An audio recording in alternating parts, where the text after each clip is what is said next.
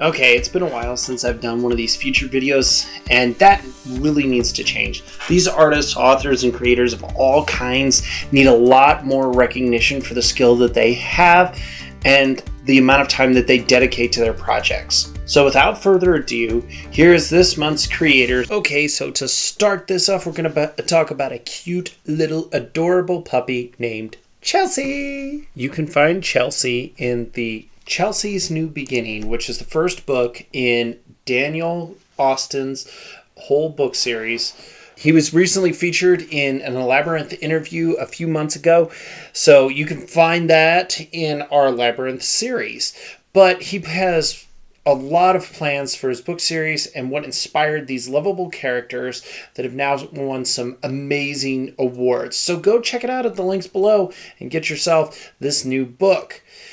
Here is him reading the first few pages of his book to a group at his local library. So I do kind of have to preface this. It was edited to try and keep the kids' faces out of this as much as possible per the author's request. So parts of this are just kind of a little blurry and the camera is a little shaky at times. Did you know that there's many dogs out there that really need a home? Yeah. Well, that's what this story is about. This puppy. This story is about a puppy who loses her home and she needs another one. So I'm just gonna go ahead and start reading this to you. All right, you excited to hear this story? Yeah. Yes. All right. So the book is called Chelsea's New Beginning, and it's by Daniel Keith Austin, which is myself. So, all right, Chelsea's New Beginning. All right. The sun rose over a huge field. It was a magnificent, joyous day for playing outside. A small house sat next to the field, and it wasn't long before 7 golden retriever puppies came sprinting out. They raced through the field, playing and pulling each other's tails and ears.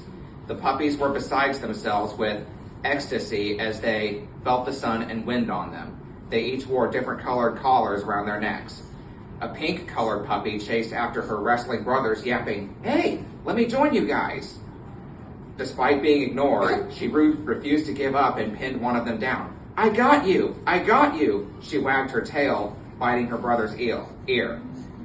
Her brother shrugged her off. "You got me just this once. It's no big deal." As they played, a bell rang signaling breakfast time. The puppies quickly scampered towards the source. All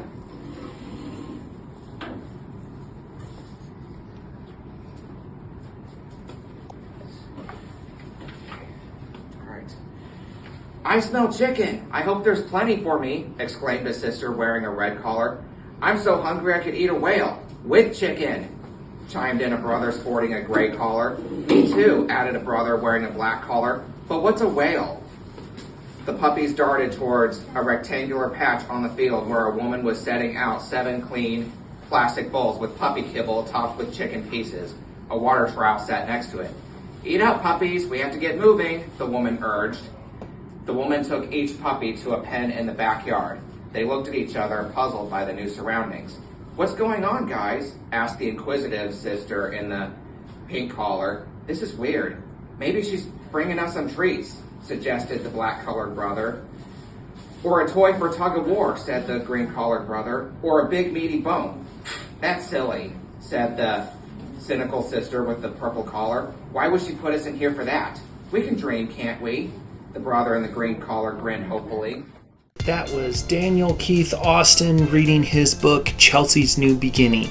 Now, I did have the opportunity to sit down and get an interview with him about his book and some of his plans. Here's a quick sample of that. Usually the way I like to finish these is I like to ask some short, what I call lightning round questions for these interviews. Just some quick things just to kind of get you, show some of your favorites and things like that, okay?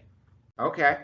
So we'll do that. I'll ask the question, just give me a first answer, okay? Okay. So, what's your favorite food? Spaghetti. Spaghetti, okay. What's your least favorite food? Pickles. What's your favorite color? Red. What's your least favorite color? Probably light brown. I've never thought of that, actually. Okay. What's your favorite thing to wear on a cold day? Probably just long sleeves. What's something that you've always wanted? Something that I have always wanted. Um, it's lots of things, really, but um, probably a horse. Okay, that's a very unique one. What's the favorite thing that you actually own? Definitely my cats. All right. Ivy and Iris, right? Yes. Okay. And if you could have one superpower, what would it be and why? Time travel. Because my life kind of turned out in a way in which I really wish I could go back and change a lot of things. And when I saw the movie About Time, not to be confused with the Time Traveler's Wife, because both those movies star Rachel McAdams, but About Time has time travel portrayed in such a way that that is exactly how I wish I could time travel. Isn't that the one where he has to go to a space by himself and then he just kind of focuses really hard on the time that he wants to go back to and then he can leap back to it?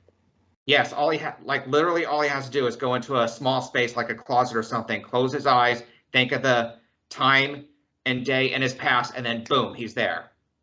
I totally Okay. want that. And my second one would be super strength, like Samson from the Bible. There you go. Awesome. Well, Daniel, I want to thank you for taking the time out of your day to talk with me. It's been a little bit of a work to try and get to this point, but I really appreciate you sticking with me. So thank you for coming on and talking about your book and raising awareness for the issues that you were talking about. Those are very important issues that you get the opportunity to expand on and help people to see from a different light. So thank you very much, Daniel. Thank you very much for having me on.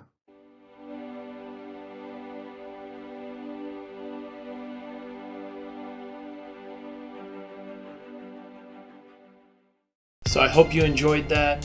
And if you have ever wondered about writing your own book but feel that it's too hard remembering character details, placing scenes in the right order, or making sure that everything is spelled correctly, well, there is an amazing app out there that helps you to do all of that in one simple location and get that great novel idea written. That app is called Dabble, and it does all of that and so much more to help you create that novel to work towards getting published. So check out Dabble and craft your own story.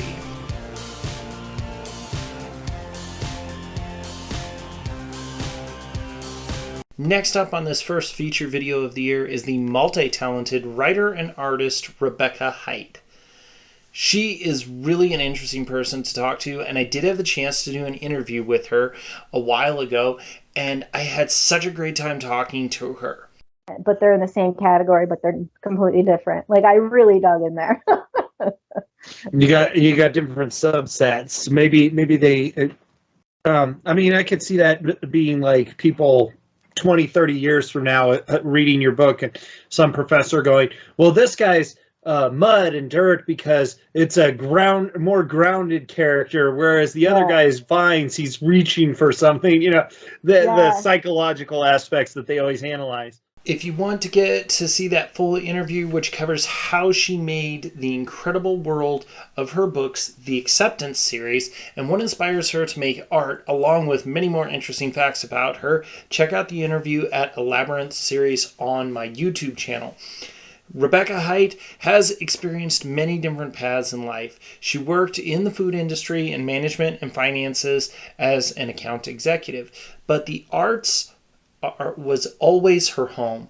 Her passion lies in writing, painting, anthropology, history, spirituality, and nature. She completed her self-published works, Acceptance, the Beginning, and Acceptance, the Reality. Rebecca continues pushing the literary boundaries on her third book, Acceptance Reborn. She is now working on a new feature film project involving a rendition of her first book, The Beginning. The feature film will be called Secrets of the Warrior. Rebecca has the honor of working with Sir Marco Robinson and Undisputed Films Ltd. to write and create the film. Rebecca has been asked to be a speaker on podcasts on topics of motivation, mental health, and the process of writing. She has talked to Survivor to Thriver, These Feelings podcasts, Write for Your Mental Health, Motivational Mondays, The Voices of Many, Speak Loud, and many more. Due to her mindset, motivation, and advocacy, Rebecca was honored with the 9th ranking iconic 100 Impact Igniters worldwide in 2023. Here is a sample of her book, Acceptance the Beginning, as narrated by Laura Horowitz. A blade swings just above my head. I can hear the swishing of it and feel the air after the edge passes my face. I duck on instinct.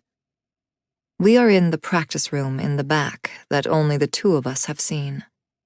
The room has bare walls with no decorations adorning it, except burning incense, a mirror, and a mural on a wall panel. The mural is a painting of a tree blossoming pink flowers by a small pond. The incense's smoke is slowly curling in front of it. I am unsure if the sandalwood incense's smell calms me or annoys me after all these years.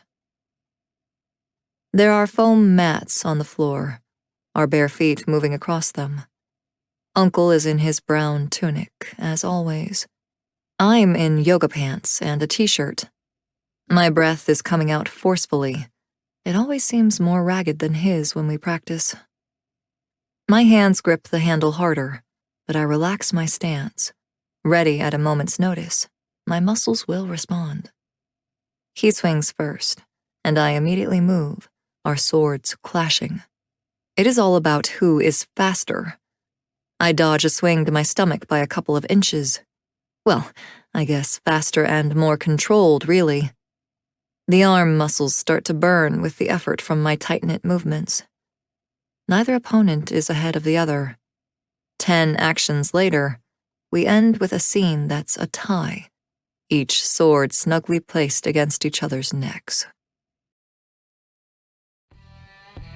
If you enjoyed both of these great writers, check out their works at the links below. And if you want to help to support more great creators, consider subscribing and following The Fable to help grow the reach of the independent creators of all kinds. The Fable works to help these creators to grow and find their audiences so that they can follow their dreams of doing what they love. Until next week, remember, be your own Fable.